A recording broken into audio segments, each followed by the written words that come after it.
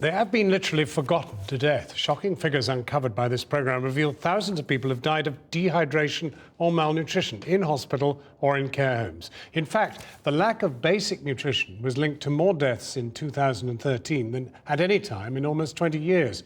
Relatives who've lost loved ones say there's only one word for it: negligence.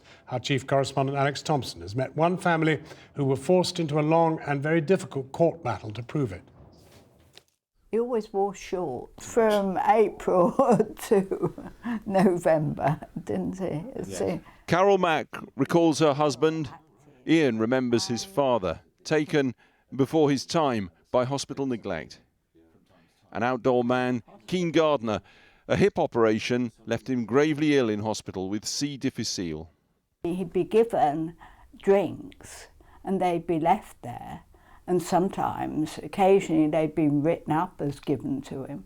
But we knew when he was there, when we were there, that he wasn't drinking them. C. diff itself causes dehydration.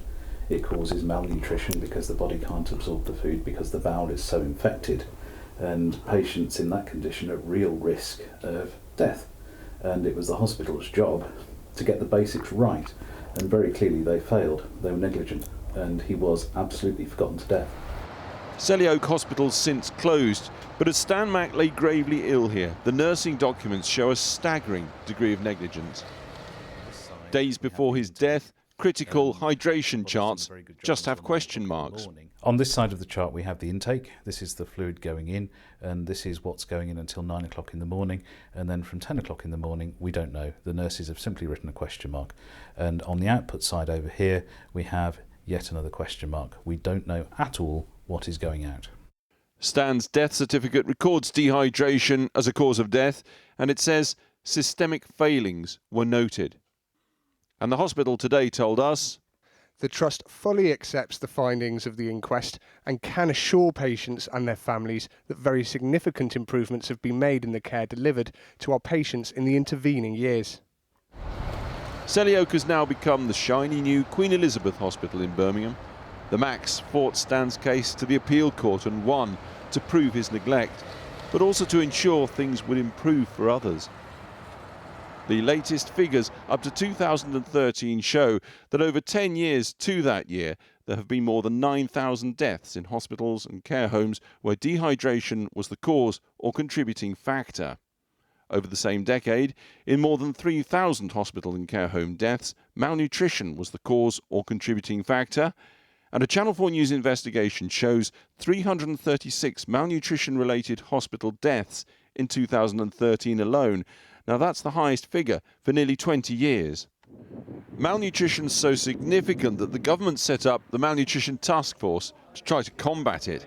And their work has focused on major NHS failings, like the Mid Staffordshire Foundation Trust, where many elderly patients had been unable to eat or drink properly and nutrition was not treated as a priority. Well, the idea that any older person is dying from malnutrition is shocking, isn't it, in our time?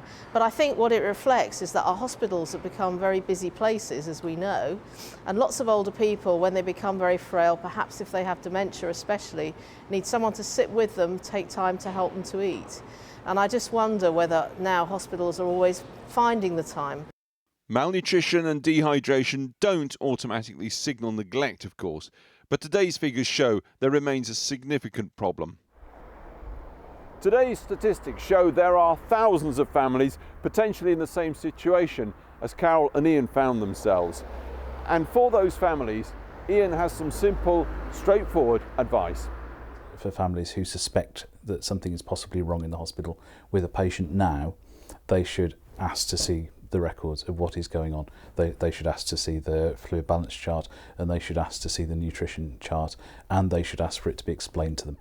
It took the Macks 5 years and £50,000 to get to the truth, but that simple advice might help you get it for free and before your loved one dies.